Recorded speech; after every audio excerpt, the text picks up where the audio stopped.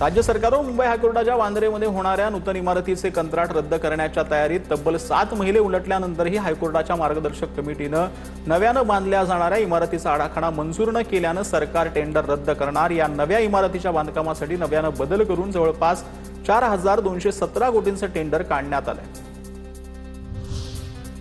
लालबागच्या राजाच्या यंदाचा पाद्यपूजन सोहळा पहाटे मंडळाचे अध्यक्ष बाळासाहेब सुदाम कांबळे यांच्या हस्ते संपन्न झाला। लालबागच्या राजा सार्वजनिक गणेशोत्सव मंडळाचं यंदाचं 93वं वर्ष आहे। जोगेश्वरी टर्मिनसला मुंबई मेट्रोशी जोडण्यासाठी पश्चिम रेल्वेचं महत्त्वाचं पाऊल। टर्मिनसच्या मेट्रो मार्गाशी जोडण्यासाठी पादचारी पूल उभारला जाणार।